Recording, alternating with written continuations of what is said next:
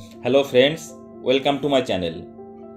বরাবরই তারকাখচিত দল আরসিবি, কিন্তু 16 বছরে একবারও আইপিএল ট্রফি জিততে পারেনি তারা। দলের তারকাদের উপস্থিতিটাই রয়্যাল চ্যালেঞ্জ ব্যাঙ্গালোরের ব্যর্থতার কারণ বলে মনে করেন পার্থিব প্যাটেল। দু দফায় 4 বছর আরসিবিতে খেলেছেন পার্থিব। সেই অভিজ্ঞতা থেকেই তার মনে হয়েছে আরসিবি মানেই শুধু বিরাট কোহলি, এবি ডিভিলিয়ার্স এবং ক্রিস গেল। তার মতে ব্যক্তি নির্ভরতার জন্যই দলের এই হাল।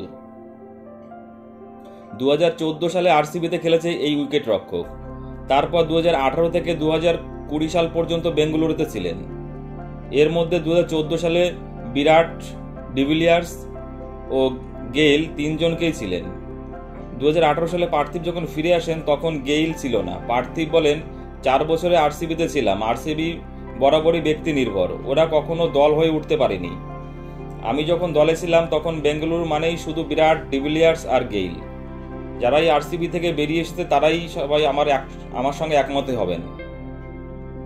একটি পডকাস্টে পার্থিব আরও বলেন, ওরা সবসময় বিশেষ সুবিধা পেত, ফলে আরসিবি যখন খেলতো পরিষ্কার বোঝা যেত যে দল বলতে যা বোঝায় সেই সংস্কৃতিটা আরসিবির ছিল না।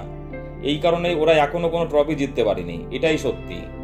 2014 সালে আইপিএলে পার্থিব 12টি ম্যাচ খেলেছিল। 2018 থেকে 2019 সাল মিলিয়ে 20টি ম্যাচ খেলেছিল।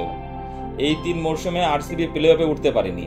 2020 সালে প্লে অফে ওঠে।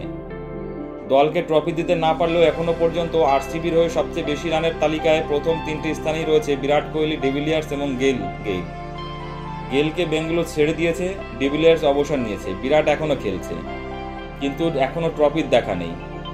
বন্ধুরা, তোমাদের কি মনে হয়, বিরাট কোহলি কি আরসিবিকে ট্রফি দিয়ে যেতে পারবে? প্লিজ কমেন্টস করে জানাও। আর আমার এই ভিডিওটি ভালো লাগলে অবশ্যই লাইক, কমেন্টস এবং শেয়ার করে দিও বন্ধুরা, এবং চ্যানেলটি সাবস্ক্রাইব করে দিও। সকলে ভালো থেকো, ধন্যবাদ।